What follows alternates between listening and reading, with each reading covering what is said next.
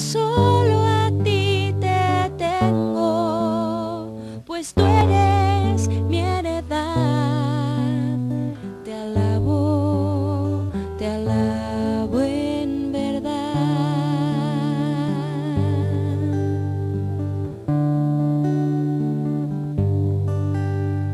Aún sin muchas palabras, aún aunque no sé alabar, te alabo en verdad, pues solo a ti te tengo, pues tú eres mi heredad. Te alabo en verdad, pues solo a ti te tengo, Señor, pues tú eres mi heredad.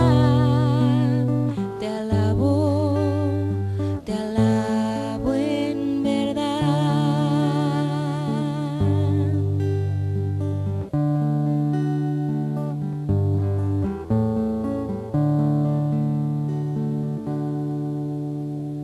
Alabemos a Dios, el autor de la vida.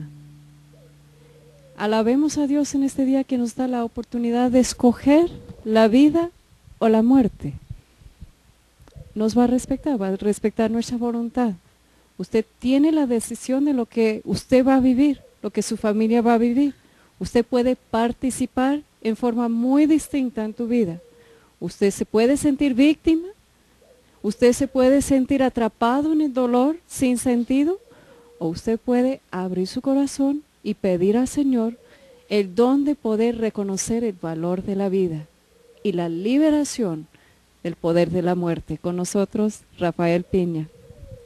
Mira, Kimberly, hay que entender esto que tú dices ahora, de que cada uno fuimos creados libres y pues cada uno tiene poder de elegir. Y hay unos pasajes, regresando al Génesis, que nos pueden ayudar a poner esto en perspectiva. ¿Qué es lo que nos estamos jugando aquí? El capítulo 2 del Génesis, cuando nos narra la creación del hombre por parte de Dios, dice que Dios formó al hombre de polvo del suelo. Polvo, es una palabra que hay que tener en mente. Y que después de formarnos de polvo, dice, sopló en su nariz aliento de vida. Y producto de este soplo de Dios, dice, resultó el hombre un ser viviente, distinto a los demás seres vivientes. Están las criaturas, están los animales, están las plantas que tienen vida, una vida digamos natural, pero el hombre es el único que ha recibido de Dios un aliento, un soplo de parte de Dios, dándonos la vida misma que Él tiene, una vida distinta a solo la vida natural o biológica. Ese aliento de Dios es lo único que hace que no seamos solamente polvo. Somos polvo, digamos, carne, cuerpo, pero tenemos un alma inmortal dada por Dios, ese aliento de Dios. Cuando el hombre, cuando digo hombre me refiero al género humano, cuando el hombre, la mujer, perdemos ese aliento, ese soplo de Dios, que es lo que nosotros llamamos su gracia, cuando lo perdemos por producto del pecado mortal, ¿qué queda en nosotros? Queda el polvo. Nada más. Dice, después del pasaje de la caída en el Génesis, dice, al suelo has de regresar porque de él fuiste tomado, polvo eres y al polvo regresarás. Y aquí hay un pasaje que yo el otro día que daba una clase de historia de la salvación lo vi y que me impactó. Está en el Génesis 3, en el versículo 14. Cuando viene Dios después de la caída de Adán y Eva, habla con Adán, habla con Eva, y en último lugar va y habla también con la serpiente, que lo sabemos por el Apocalipsis, quién es la serpiente, y le hace una condena a la serpiente, le dice, por haber hecho esto, y viene muy bien lo que dice, sobre tu vientre caminarás, y polvo comerás todos los días de tu vida. Y esto es algo que un padre de la iglesia, en el siglo II, explicaba. La serpiente, el enemigo, se alimenta de polvo. Nosotros cuando perdemos el aliento de Dios somos polvo. Cuando perdemos la gracia somos alimento perfecto para el enemigo. Eso es lo que está en juego con estos temas. Entonces nosotros tenemos que darnos cuenta que no es una cuestión menor, que cuando yo no estoy en la gracia de Dios, me estoy poniendo en el peligro gravísimo de ser alimento de la serpiente, del dragón, del enemigo. Y que son estos temas que hoy se nos proponen como muy normales, lo que todo el mundo acepta, y que nos causan mucha confusión a los católicos, y bueno, y no católicos también, porque los aceptamos, pensamos que si no estoy de acuerdo con tal o cual tema de los que iremos tocando, pues soy un intolerante, o entonces significa que yo, como nos ataca, ¿no?, que vivimos en la Edad Media, que somos unos conservadores, y eso aparentemente es muy malo ante los ojos del mundo. Y aquí es donde los cristianos tenemos que escuchar las exhortaciones, por ejemplo, del Papa Juan Pablo II en esta encíclica, el Evangelio de la Vida, que nosotros no podemos acomodarnos a la mentalidad del mundo.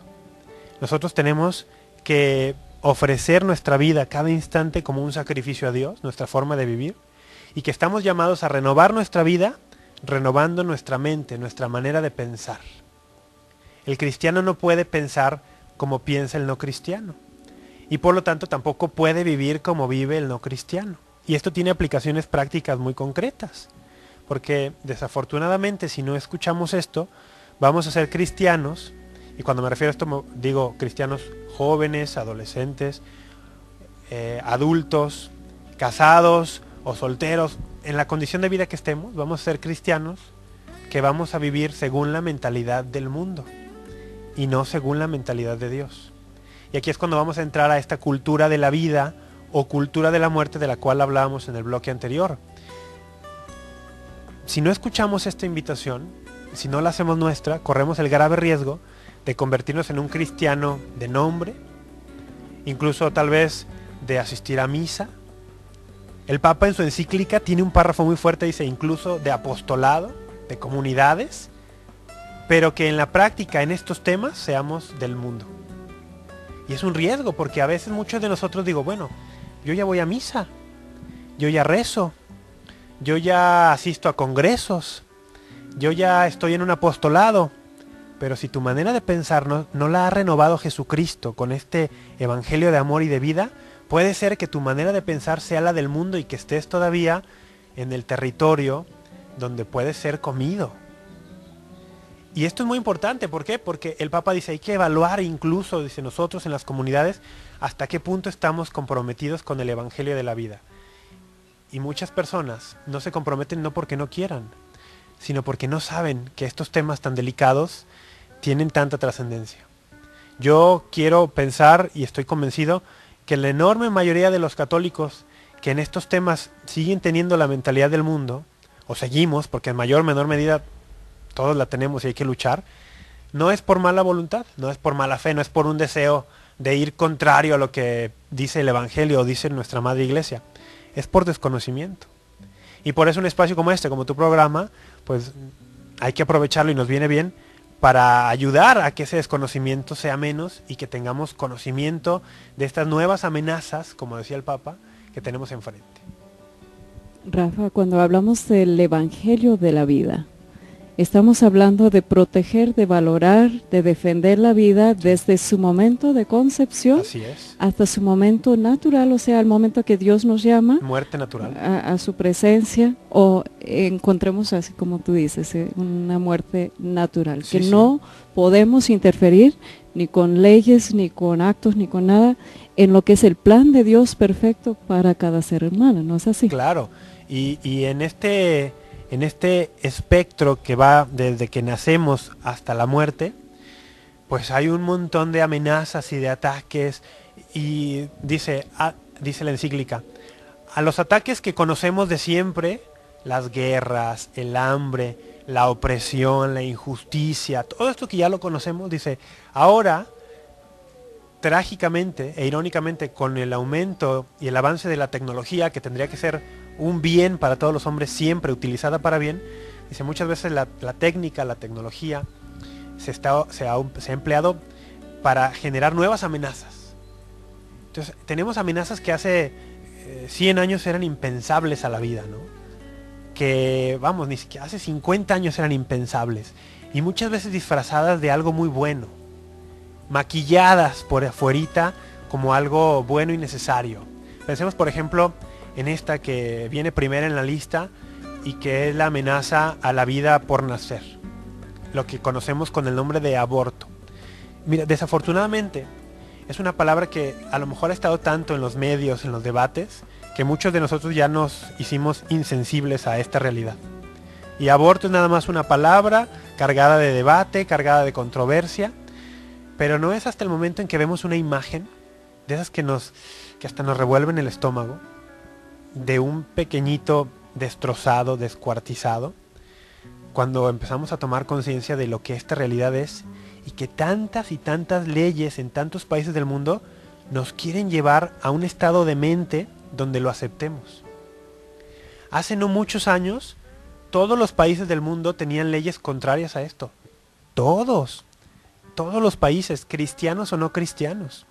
Y hemos ido progresando, ¿cómo se le puede llamar eso, progreso?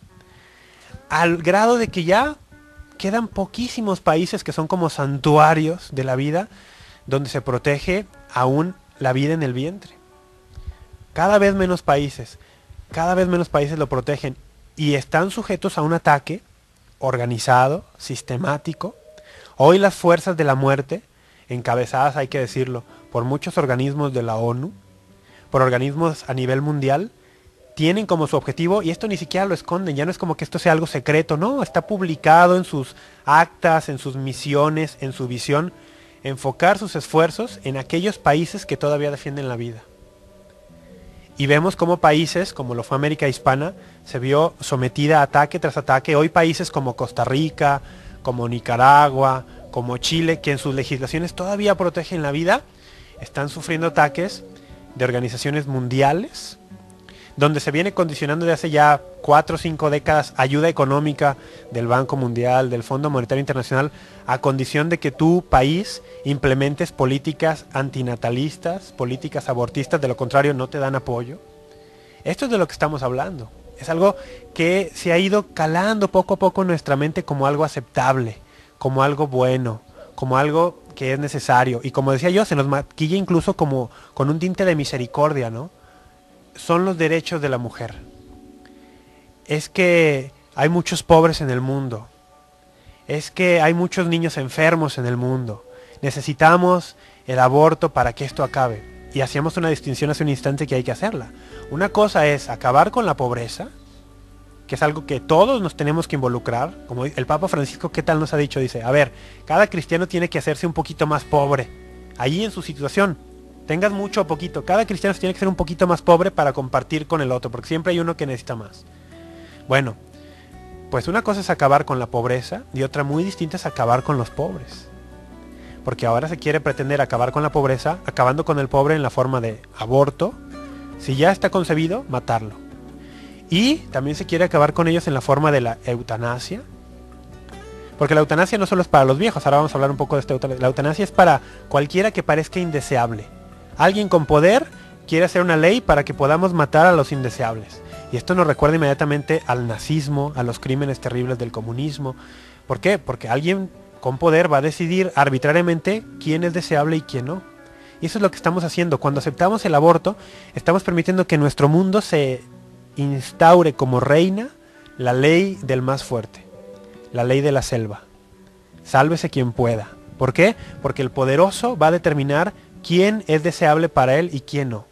Y en la Biblia ya vemos muchos ejemplos así. El faraón, cuando tenían a Israel prisionero en Egipto, esclavo digamos, al ver que Israel se multiplicaba, esa es la frase explícita del Éxodo, Israel se multiplicaba y se hacía fuerte, porque la fuerza de un pueblo está en su gente, el mejor recurso es el recurso humano, el faraón se llenó de temor y encontró que la mejor forma para oprimir a Israel, quiso ponerles trabajos forzados, no pudo detenerlos con esto. Les puso capataces con horarios terribles, no pudo con esto. Entonces dijo, ¿qué vamos a hacer? Matar a sus hijos. Y mandó matar a todos los varones recién nacidos. El ataque a la vida está desde siempre. Y siempre ha sido una tentación el pretender controlar a pueblos, esclavizarlos, a través de matar a sus hijos. La tragedia de hoy es que ya muchas veces no es impuesto. Nos han vendido a través de los medios, de la literatura, de una mentalidad, nos han vendido a la idea para que nosotros mismos acabemos con nuestros hijos. Ya no es un faraón